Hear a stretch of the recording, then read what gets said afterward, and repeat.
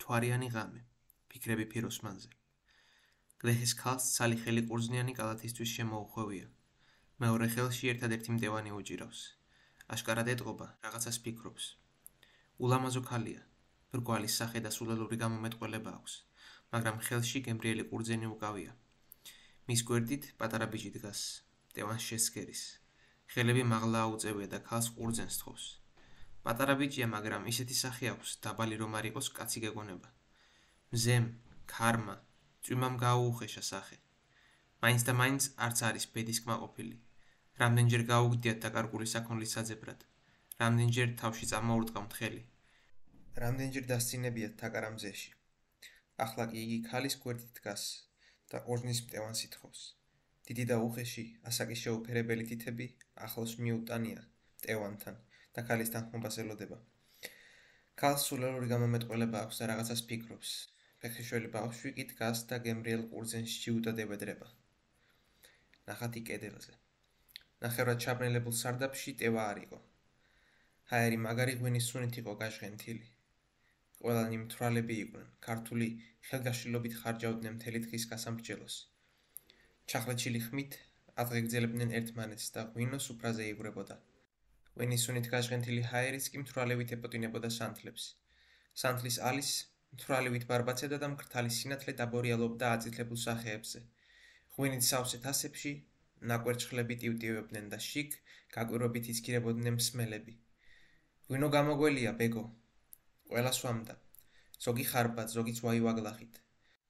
ტახტში მედუქნე ბეგო იდგა და ყველს გულგრილად ჭრიდა. იგი შეჩვეული იყო ღვინისა და თამბაქოს სუნს, მთვრალების კაყანს, როგორც კი მოიცვლიდა, დახლიდან გამოდიოდა და ერთ-ერთ კედელთან მიდიოდა. იქ სამფეხა სკამზე კაცი იდგა და პირდაპირ კედელზე ხატავდა. რამდენიმე ლამპა ანათებდა კედელს, სადაც უკვე მაგარი სმა იყო გახურებული. სუფრას 4 კაცი შემოსხდომოდა, ტყუპებით გავდნენ ერთმანეთს. ორ მათგანს კანწი ეჭირა, მაგიდის წინ დიდი ტიკი ეგდო. რა გამოლიოდა ღვინოს? მოკეიფეებთან მიარღნე იდგა. კრიალად შექმები ეცვა, საქმიანად ატრიალებდა არღანს. კაცი სამფეხა სკამზე იდგა და ხატავდა. მოკეიფენი დროდადრო შეათვალიერებდნენ მხატვარს და ხანდახან გამხნევებასაც კი მოუნდომებდნენ. მიდი, ნიკო. მხატვარი შეჩვეული იყო ასეთ შეძახილებს, არ შეერხეოდა ხოლმე. თავის საქმეს განაგრძობდა. ნიკო, ერთი კურდღელის მიეხატე და შეეხვეწა ვიღაცა. მხატვარი შემოტრიალდა, შეხედა და ნაღვლიანად გააკნია თავი. მიახატე რა კურდღელი. არა ძმაო, არ შეიძლება. მიახატე რაღა, შენთვის ადვილია. რა უნდა კურდღელს? დიდი სევდიანი თვალები ჰქონდა მხატვარს. თვალის უპეებში ჭრდილი ედგა, შვიდად ასკეროდა ახირებულ მთხოვნელს. აქ არ შეიძლება კურდღლის დახატვა. თვალმა მოიწყინა, ცოტათი გაიბუდა და მოსცილდა. არ შეიძლება და ნუ შეიძლება, შენ კარგად იყავი, ნიკალა. თანამოსუფრეებთან დაждდა და ჩუმად შესჩივლა. არ შეიძლებაო. ალბათ მართლა არ შეიძლება, უთხრა ერთმა. ვითომ? ამას დამიხედეთ, ნიკოს ასწავლი? ვა, ნიკოს ასწავლის, ხედავთ? ნიკალა, შენგან რა ესწავლება დუდუცო? გრცხვენოდეს ბიჭო. თვალს მართლაც შერცხვა. ისე შერცხვა, რომ სუფრაზე თავი ჩამოდო და სხვა გამოსავალი რომ ვერ პოვა, თავი მოიმძინარა. სხვები კი მოჟადოვებულივით შესკეროდნენ კედელს. არღანს შეხედე, ნამდვილს არ ჰყავს. შენ მოხარშული დედალი ნახე, მთაც კი ეტყობა. ჭკუიანები ეგენი ყოფილან, სუფთა ჰაერზე სვამენ, დელოში. ჩექმები ნახე, როგორ კრიალებს. ვახ, ნეტავი ეგ მწვადი დამაღეჭინა? შენი მარჯვენის ჭირიმე, ნიკო. ხატვარის სკამიდან ჩამოვიდა, უკან დაიხია, სხვებსავის შეაცქერდა სურათს. ვიღაცამ ცოტათი შეუტია კიდეც. იქით ადექი, ნიკო, ხომ ხედავ რომ მეფარები. შუშისა ხომ არ ახარ? შუშისა კი არა, ოქროსია. ფეხზე წამოდგა ვიღაც დარდიმანდი. ჩვენთან მოდი, ნიკალა. ჩვენთან, ნიკო. ყველა ეპატიჟებოდა. ღრიანცელი ატყდა. ნიკო დარცხვენილი და დაბნეული იდგა. არ უნდოდა ვინმესათვის ხათრი გაეტეხა. ყველას ისევ იმ ყარაჩოღელმა აჯობა, ნიკოსთან მივიდა, ხელი მოჰკიდა და თავის სუფრისაკენ წაიყვანა. ხმაურიანი ქალაქი. მხატვარს ქუჩაში სიარული უყვარდა. თბილისი სტუმართმოყვარე ქალაქი იყო. ათასნაირი ეროვნების და დაწესის ხალხი ირეოდა იქ. გართობა კი ყველას უყვარდა. რამე მოხდებოდა თუ არა, მაშინვე ატყდებოდა ერთი ალიაკოთი. ქუჩები ცნობის მოყვარეობით იყო სავსე. მათ ხმამაღლა ლაპარაკი უყვარდათ და ერთმანეთს ყვირილით უმტკიცებდნენ ყველაფერს. ქუჩის დროებითი სიმშვიდე მოჩვენებითი იყო. ყველამ კარგად იცოდა ეს. ფაფახების გამყიდველი, თეთრწვერიანი, თვლემარებერი კაცის კიდროდადრო გაფაცისებით ათვალიერებდა ხოლმე ქუჩას. ქუჩაში კი გასართობს რა გამოლევდა. ფაიტონს რახრახით მიარბენინებდნენ გაუფლილი ცხენები. ხარები დინჯად მძიმედ დატვირთულ ურმებს.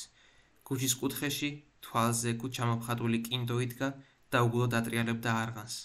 გამბლელები უნდობლად შესგვეროდნენ გიმნაზიელთა ფორმაში გამოწყობილ ყმაწვილებს და ხანდახან ქუჩაში ძალიან ლამაზი დედაკაციც ჩაივლიდა. რა გამოდევდა ქუჩაში გასართობს? სულ რომ არაფერი მწვანილით და ხილით მოვაჭრე კინდოების შესახილები არ მოგასვენებდა. ხანდახან ფაიტონები ერთმანეთს იჯახებოდნენ და გაბრაზებული მეტლების შიშით ახლო-მახლო მყოფი ქალები ხელის გულებს მაგრად მიიჭერდნენ ხოლმე ტუჩებზე. ტანსაცმელ ჩაჩაჩული მეეზოვე რომელიმე გამოწყებილ ჩინოვნიკს ანაზდად გაკრიალებულ ფეხსაცმელზე მიაყრიდა მტვერს და იყო ერთი თვალების ბრიალი. ხანდახან ორი, არც თუ ისე დარბაისელი მოქალაქე, ერთი ცისქნა მიზეზის გამო წაიკიდებოდა ხოლმე და მაშინვე ატყდებოდა მძიმე მუშტების ბაგაბუგი წითელ ლოყებზე. მოჩხუბრებს ნაცნობებიც წამოეშველებოდნენ და იყო ერთი დაკა-დაკა და ორომტრიალი. მოჩხუბრები გულიანად იმუქრებოდნენ, შავ კუბოს პირდებოდნენ ერთმანეთს. 5 წუთის შემდეგ კი აღარაფერი ახსოვდათ. ხატვარს ქუჩებში სიარული უყვარდა.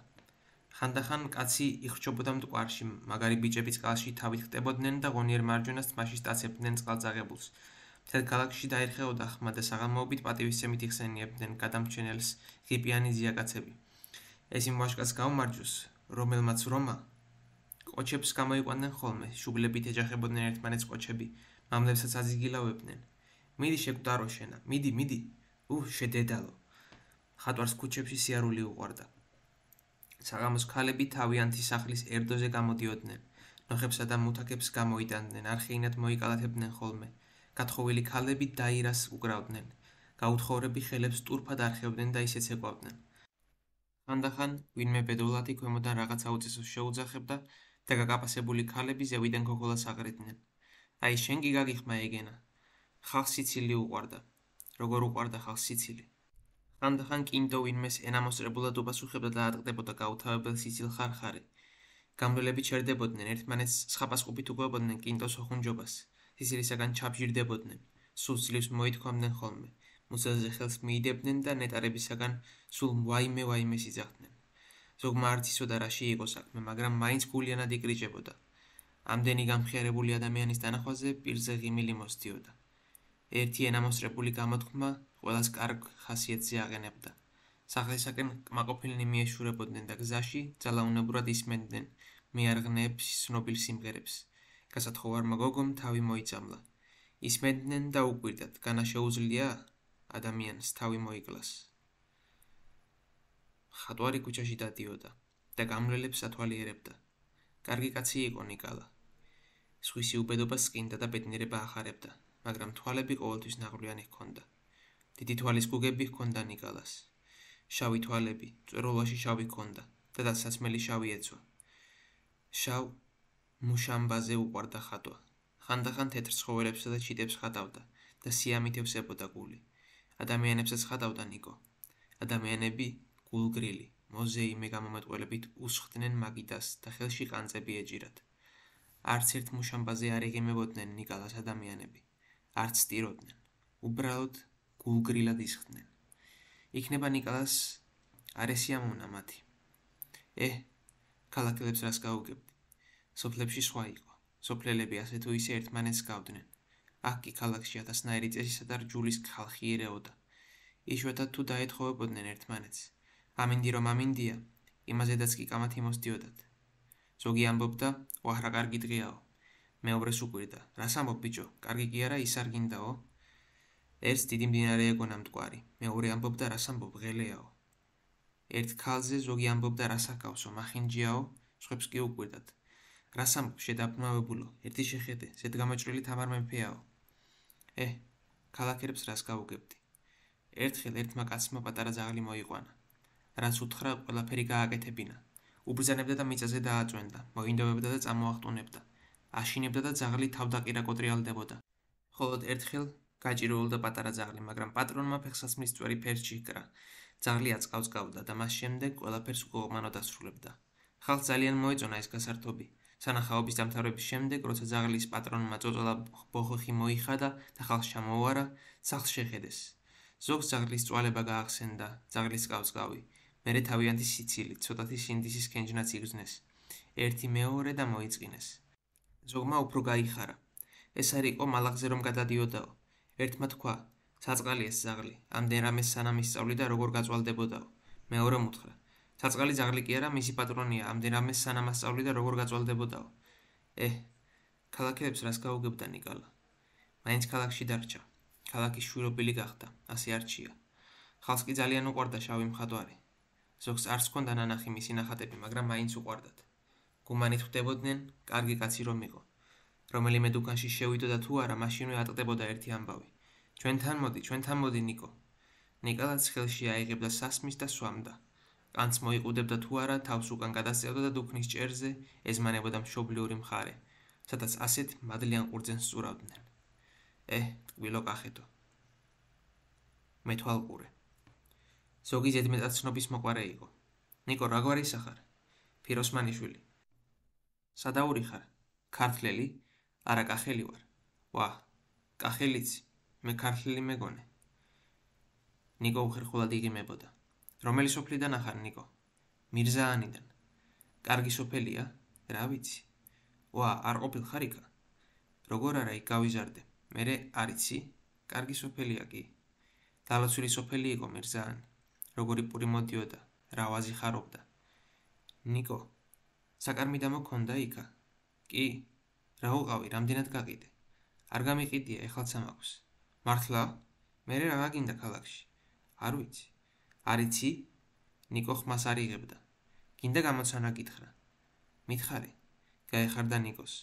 გარეთ ატლასი შიგნით 1000 რა არის? ბროწეული. არა? აბა? ხისა. ეხლა არსად მსახურობ? არა. რატო? რა ვიცი. ვა, არაფერი არიცი. ადრე არ გიმსახურია სადმე? კი, რკინიგზაზე მუშაობდი. რა საკეთებდი? გამყოლად მუშაობდი, საბარგო მატარებელზე. მერე, რატომ დაანებე თავი? ავად ხვდებოდი. ღია ვაგონში ვიდექი, ზამთრობით ძალიან ამციოდა. ჰო, თითოს დავლიოთ ეს ჩვენი ძვირფას მშობლების გაუმარჯოს. თასებს დადგამდნენ თუ არა, ნიკო შიშითელოდა ლაპარაკის გაგრძელებას. ცნობის მოყვარე კი ღვინოს წვადის ნაჭერს მიაყოლებდა და ეკითხებოდა. სხვაგან არსად გიმუშავია, ნიკო? კი. სადა? ჩემი დუქანი მქონდა, რძითა ვაჭრობდი.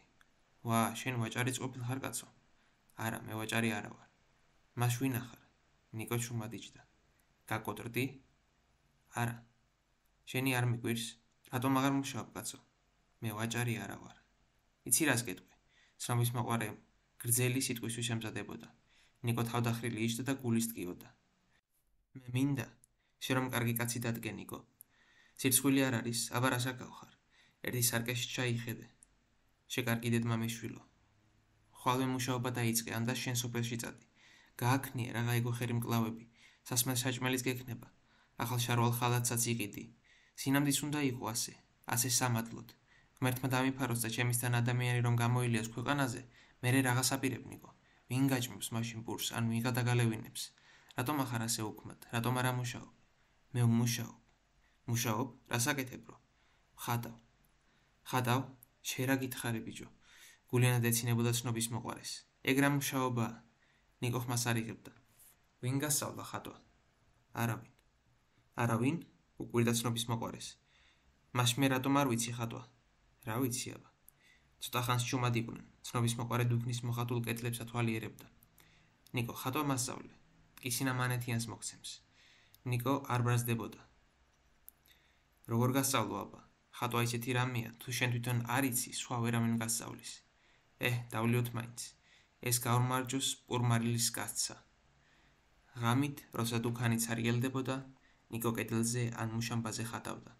მერე დუქნის იატაკზე წამოწვევდა და შიშით უცდიდა იმ შეკითხვას ყოველი დაძინების წინ, რომ აეკვიატებოდა ხოლმე. რატომ არ მიდიხარ სოფელში, ნიკო? ძლიერი ხმა იყო.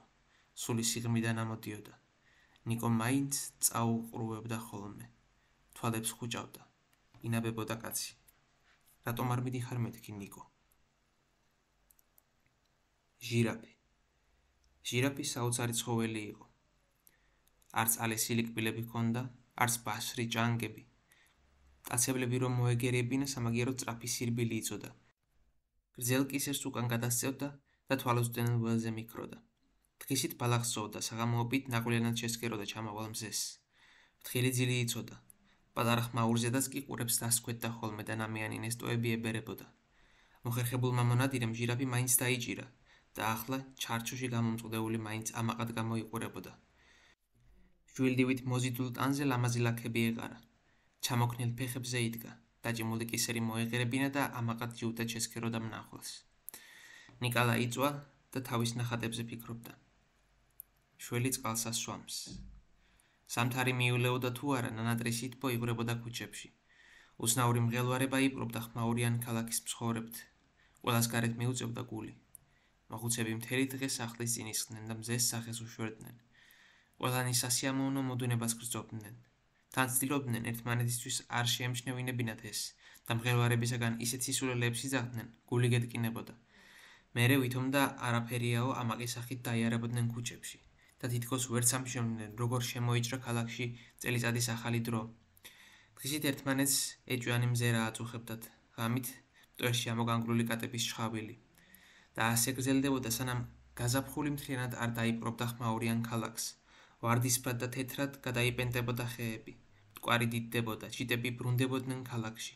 ის უცნაური აღელვებაც ოდნავ შენელდებოდა და თვალთმაქცი მოქალაქეები გაუცებით მიმოიხედავდნენ და თითქოს უყვირდათ. ხედავ კაცო, გაზაფხული მოსულა. ვა, ერთი ამ ხეებს შეხედე, როგორ აყვავებულა. შემტკვარი ნახე, როგორ გასუქებულა. ვა, გაზაფხულიც მოსულა და ნიკალაკი თავგზააბნეული დაიარებოდა ქალაქში. სული ეხუთებოდა. დაღლილივით სუნთქავდა და რომელიმე დუქანში სამადლოდ დანაყრდებოდა თუ არა, ქალაქ გარეთ მიუწევდა გული. იქ კოკორდაყრილი ხეები იდგა და ერთი ცისქნა ბალახი ხარობდა. ცაცკრიალებდა. უცნაური სანახავი იყო ახლა დაყვავებული ხეების ფონზე შავი მხატვარი. ფეხები განზე გაედგა, ხელები უღონოდ ჩამოეყარა, თავი უკან გადაეგდო და თვალმოჭუტული ხარბად ისუნთქავდა ჰაერს. ჰაერში კი გამაბრუებელი სურნელება ტრიალებდა, გაზაფხულის სუნი. და ასე იდგა ნიკალა და სუნთქავდა, სანამ მოთმინება არ უმტყუნებდა. ნამიან ბალახზე გაღორდებოდა და ბალახზე ლოყას დებდა. წვერგაუპარსავი მხატვარი მიწის სიყვარულით მუშტებს ურტყამდა მიწას. თან რაღაცა გაუგებარი, მაგრამ მაინც მშობლიური ძახილი ესმოდა და არ იცოდა, როგორ ჩაეკლა გულში ამ ძახილით გამოწვეული სევდა. გონება დაკარგულს მოზღვავებული გრძნობები აღჩობდა. გამწარებული ახლად მოსულ ბალახზე გორაობდა და მიწის ხონიერი ძახილს ყურს უგდებდა. კახეთო. მხატვარი საღამოობით ბრუნდებოდა ქალაქში. დაღმართზე მძიმედ ჩამოდიოდა. ფერმქთალ სახეზე მიწის ნამცეცები აჩნდა. გაზაფხული იცვლებოდა, უფრო გრძელი დღეები დადგა და სითბომაც იმატა. ეს უკვე გაზაფხულს გავდა. ხალხი ჩრდილს ეტანებოდა. დამრტყმელი ბიჭების ხელის გულისოდენა ფოთლები მოისხა ხემ. მალე ცხელი ზაფხული დადგებოდა. მოქალაქენი წინასწარ შფოთდნენ. გაზაფხული წავიდა. აფსუს, გაზაფხული წასულა. საწასულა კაცო. თაში. ფრანგი ყოფილა, თანაც მომღერალი. ნიკოს ყველა კი არ იცნობდა. ზოგი სოფლიდან ქალაქში ჩამოდიოდა. ნათესავთან ერთად ქუჩაში გამოისერნებდა და უეცრად ნიკოს თუ მოკრავდა თვალს, გაგვერობით ათვალიერებდა. მუშას არ ჰგავდა ნიკო. კინტო ხომ არ იყო? და არა. არც ხელოსნისა ეტყობოდა რამე და ვაჭრისა ხომ არაფერი ეცხო. ბიჭო, ეს კაცი რა კაცია? ეკითხებოდა სოფლელი ქალაქელს. არ იცნობ? ეგ კაცი მღებავია, ნიკო ფიროსმანიშვილი. პურს მაგით ასჭამს? ჰო, ადრე დუქანი ჰქონდა, რძით ვაჭრობდა.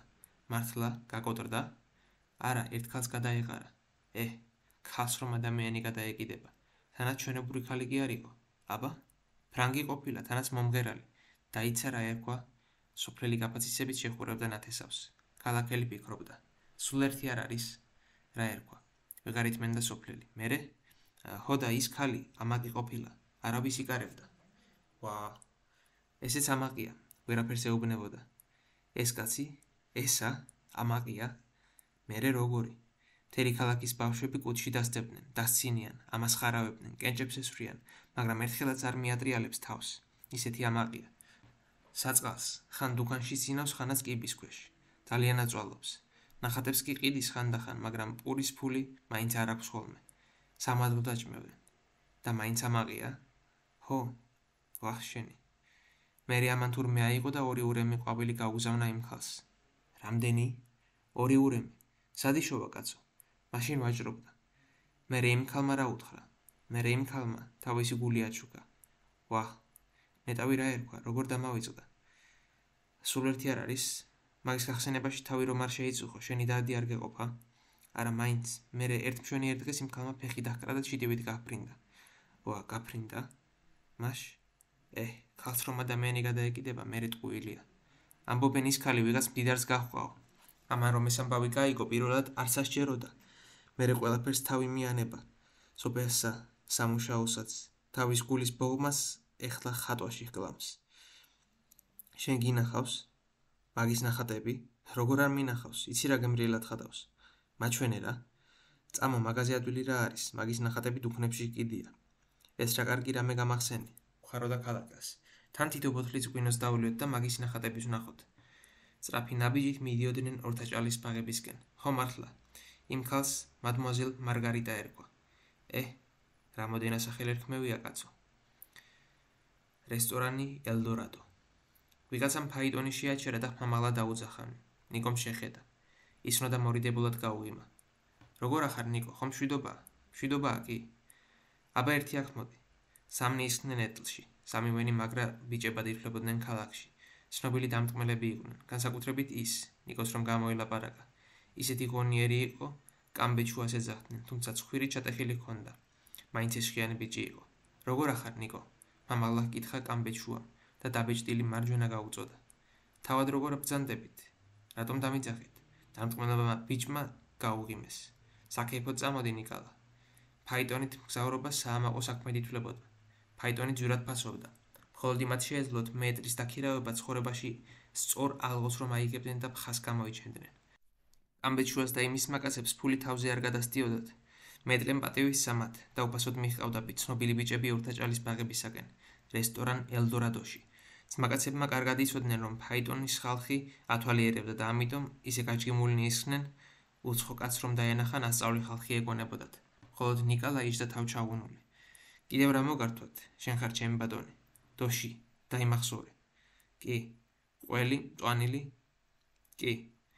მწვადი, ქათამი? კი ბატონო. აბა ჯერჯერობით ეგ მოიტანე. დალოცული რესტორანი იყო ელდორადო. სულო და გულო რას კიდო და რასაც ინატრებდი. კახური ღვინო მოიტანა ოფიციანტმა. ნამდვილი კახური ღვინო იყო. ისეთი მძიმე იყო ყელსაფხაჭნიტა. თამადად კამბეჩუა დადგა. კოხტათასებით სვამდა ღვინოს.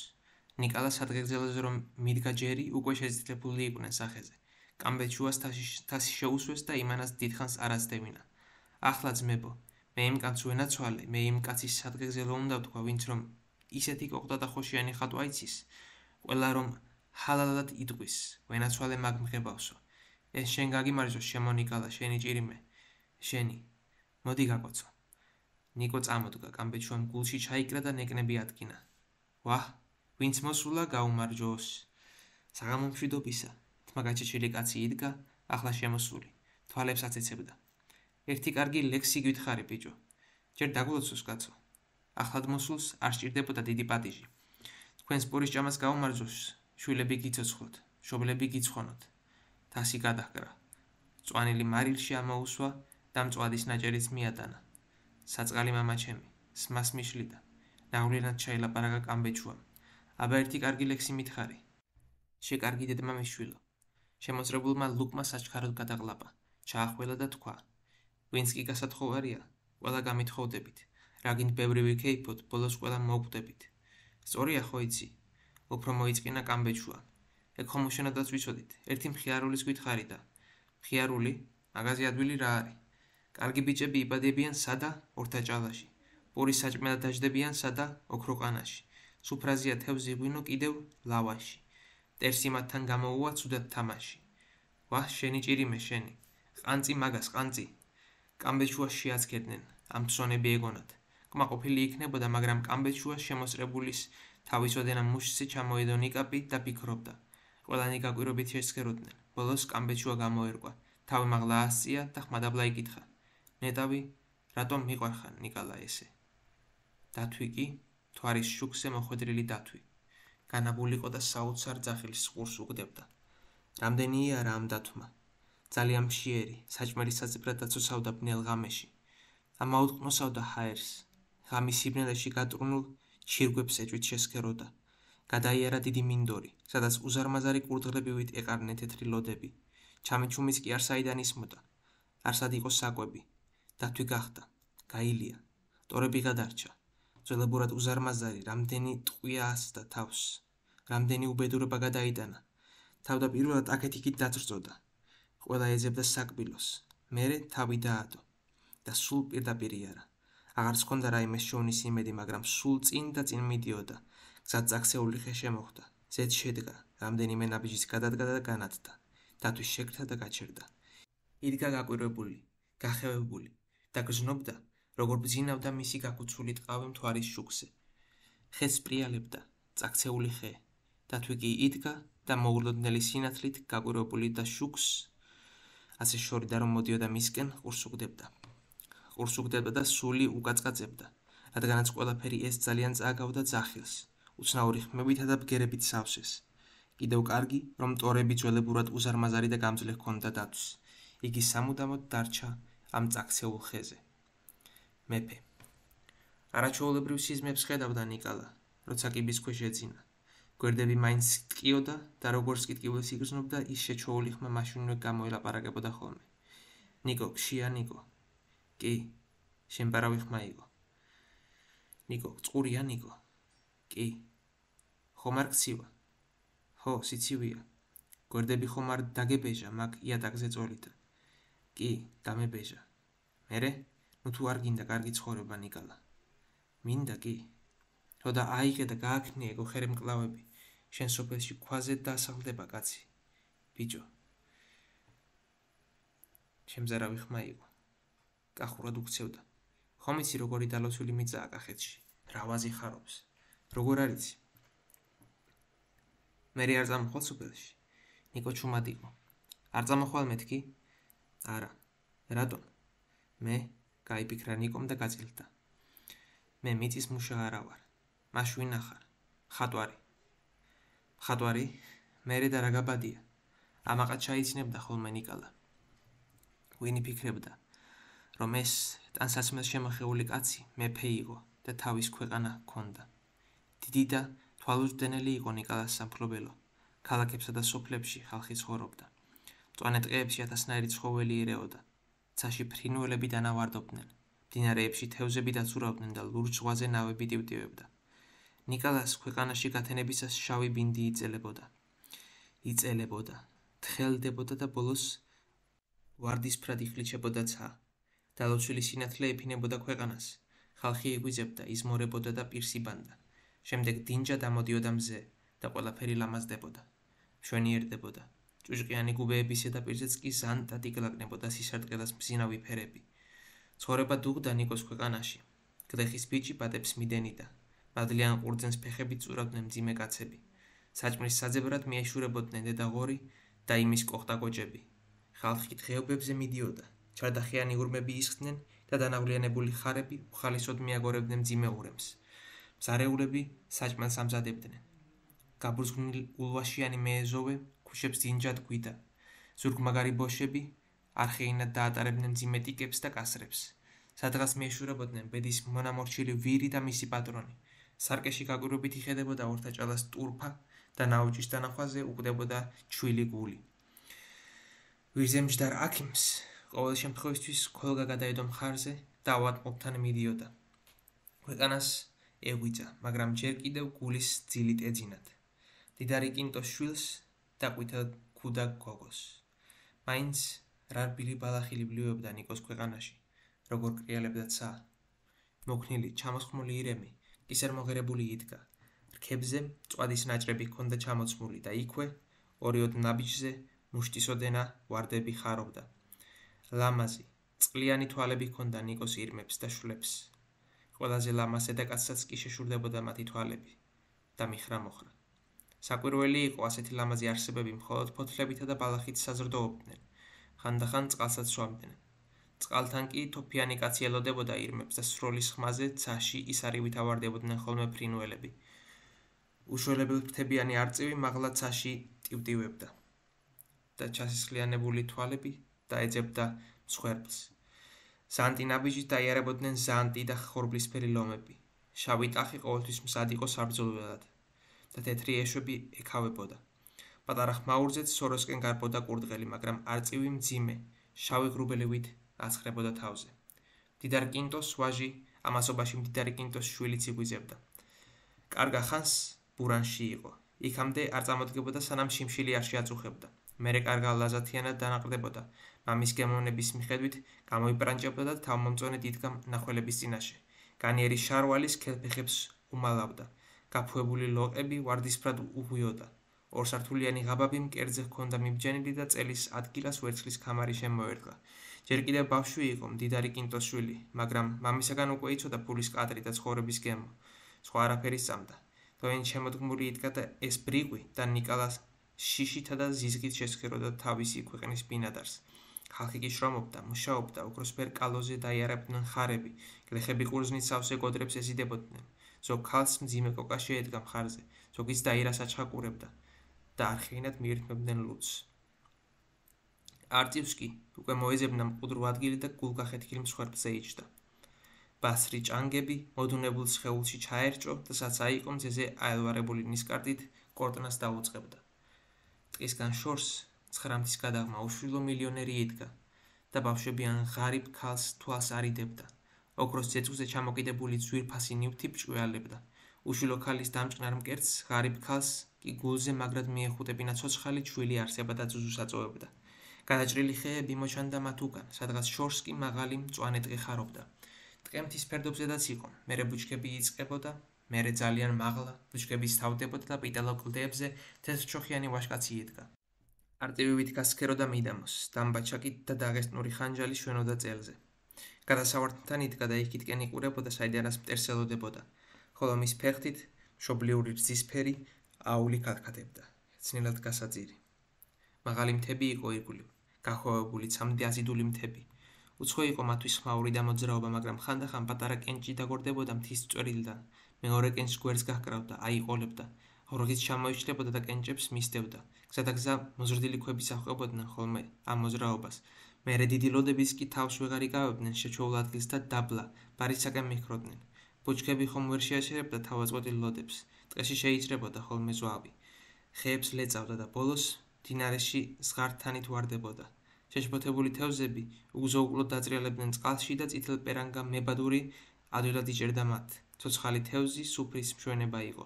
სუფრას არ აკლდა, სუფრას რომ კლებოდა. ჩოხა-ახალუში გამოწყობილი კაცები მაგიდა შემოსხდომოდნენ, თავზე ფაფახები და კარტუზიანი ქუდები ეფარათ. ქეიფი უყვარდათ, მაგრამ არ იმშევდნენ. ისეთი გულგრილი სახით ისხდნენ, გეგონება მოვალეობას იხდიანო. სიხარულისაგან კი სული უკაცკაცებდათ. ქეიფს მონატრებული არ იყვნენ, მაგრამ მაინც ხანდახან ღვინის სმაც მობეზრდებოდათ და სანადიროდ მიდიოდნენ. ტყეში ათასნაირი ცხოველი ირეოდა, მონადირეები შვლებსა და ირმებს ეძებდნენ. დაბურული ტყე ზედ ზღვასთან თავდებოდა. შუა ზღვაში მაღალი ცისაბო კლდე იყო. ზედ კლდის თავზე ჯიხვი იდგა. არემარეს გასქეროდა, ქანდაკებას ჰგავდა. ტყეში ყველაფერი თავის რიგზე მიდიოდა და უცებ თოფის გრიალი ისმოდა ტყეში. მონადირეებს გრძელი თოფები და უტყუარი ნიშანი ჰქონდათ. თანაც დაგეშილი ძაღლები ჰყავდათ. მთელ ტყეს იკლებდა ყეფა და თოფის გრიალი. დამფრთხალი ირმები ზურგზე გადაიჭვენდნენ ქებს და გარბოდნენ. ჩასაფრებულ მონადირეებს უხაროდათ მათი დანახვა. ტყუები მკეთრში ეძგერბოდა ხოლმე ირმებს და შვლებს. სისხლი წვეთავდა ხასხასა ბალახზე. ცრემლი გადმოსდიოდა ცხოველებს თვალთაგან. ზოგი ირემი უფრო შორს, ზოგი ზღვის ნაპირამდე გარბოდა. აქ კი გასაქცევი გზა თავდებოდა. უკანასკნელ ხეზე მიძვრებოდა გზა აბნეული დათვი. მონადირეები ისევ ისროდნენ და კამარა შეკრული ირმები ზღართანით ეცებოდნენ ზღვაში. ზღვა შხეფებს ისროდა. ხმაურით აფორიაქებული ფრინველები გზაში ტრიალებდნენ, ყველა დარბოდა, ყველაფერი ირხეოდა, მხოლოდ იქ ზღვაში შეჭრილი ცისაბო კლდის ქიმზე. სამიზნესავით იდგა ჯიხვი და ფეხს არ იცვლიდა. პირუტყვის ბღავილი თოფების გრიალში უძრავად იდგა და ქანდაკებას ჰგავდა. ასე იყო თუ ისე ცხოვრება ჩოულ კალაპოტში მიედინებოდა. მართალია იშვიათ გამონაკლისად ხდებოდა. ხანდახან ბედის მონამორჩილი ბირებსაც კი რაღაცას ოხრობა გაუწყრებოდა და ზედ შუა ხიზზე შუბებივით ჩაასობდნენ ხოლმე ფეხებს, მაგრამ ცხოვრება მაინც ჩოულ კალაპოტში მიდიოდა და საღამო ხანს ბნელდებოდა, ძაზე მთვარი ამოდიოდა და მრქალი სინათლე ეფინებოდა ნიკალას ქვეყანას. მთვარე პირველად იმ სახლს მიადგებოდა ყაჩაღებს რომ ემეძინათ. მათ ფრთხილი ძილი იცოდნენ. მაშინვე თავს წამოყოფდნენ და სახეშეშუპებულები ერთმანეთს უაზროდ შესქეროდნენ. მერე წყნარად ჩაახველებდნენ მუჩში. იარაღს მხარზე გადაიკიდებდნენ. შემდეგ უკვე ცხენებზე ისხდნენ და ერთმანეთს ეშურშულებოდნენ. აპრილის ღამე იყო, ცოტათი ციოდა. ყველას ეძინა ნიკალას ქვეყანაში, მაგრამ ყაჩაღები ფრთხილად დაატარებდნენ ცხენებს და სიბნელეში გზააბნეული მგზავრები ელანდებოდათ. სიბნელეში ვერც გაარჩევდი შავჩოხიან წვერმოშობილ ყაჩაღებს. მართალია გარეგნულად არც თუ ისე ცუდი ბიჭები ჩანდნენ, მაგრამ ადამიანს ისე გამოჭრილიდნენ ყელს, ხელი არა უკანკალდებოდათ. ხანდახან ქარი აახმაურებდა ფოთლებს, რაღაც გაიფაჩუნებდა ბუჩქებში, ხანდახან საკუთარი ჭრტილი თითქოს უკნიდან ეპარებოდა. ყაჩაღებს და ფერდაკარგული ბიჭები თოფს მაგრად ფუძდნენ. ნელა ზანტად, მაგრამ მაინც გადიოდა ღამე. ხან უმთვარო, ხანაც მთვარიანი, ხან უშფოთველი, ხანაც შფოთით ახსავსე და ტლანგი. მძიმე ღამე დაპატრონებოდა ქვეყანას. ბრმადევივით აწვა ქვეყანას ღამე. და კიდევ კარგი ადრე იქნებოდა თუ გვიან, შავი ბინდი მაინც იწელებოდა და ვარდისფრად იხლიჩებოდა ცაც. ერთხელ ერთმა ვაჭარმა ნიკოს ნახატები დაათვალიერა. წესითა და კანონით არ უნდა მოსწონებოდა ამ კაცს ნიკალას ნახატები. ვაჭარი კაცი იყო, ბეწვეულით ვაჭრობდა. სახლში ოქროსფერ ჩარჩოში ჩასმული სარკეები ჰქონდა. ღამღამობით მოგებაზე ფიქრობდა. სულ ძვირფასი ქურქები ელანდებოდა და უცებ შავ მუშამბაზე დახატული ერთი უბრალო კურდღელი ისე მოეწონა, რომ ნიკალა გვერდზე გაიხმა. დაემარტო ხელა და უსნაური ხმით სთხოვა. ოღონდ ეგ სურათი მომყიდე, რამდენსაც გინდა იმდენ კისინა თუმნიანს მოგცემ. ნიკალა. ერთხელაც ნიკოს სამფლობელო ერთმა ნასწავლმა კაცმა დაათვალიერა და თქვა: განა ეს არის ხელოვნება. არა, ხელოვნება სულ სხვა რამეა. კაცი კაცს უნდა გავდეს, შველი შველს, მთა მთას, ხეს ხეს. აბა შეხედე, განა ეს დათვია, ტურას ახკამს. უთქმელი კაცი იყო ნიკალა. თავის ნახატს შეაცქერდა და უეცრად მამაღლა თქვა: ასე მინდოდა გამეკეთებინა და ეს მე შევძელი. პატარა ბიჭიკი ისევ ისე დგას და ქალს ყურძნის მტევანს ევედრება. უხეში ასაკის შეუფერებელი თითები ახლოს მიუტანია მტევანთან და ქალის თანხმობას ელოდება. ქალს სულელური გამომეტყველება აქვს და რაღაცას ფიქრობს. ხეში კი ტკბილი, გემრიელი ყურძენი უჭირავს. დალოცვილი სიტყვა. მას სწორედ ეს უნდოდა და მან ეს შეძლო.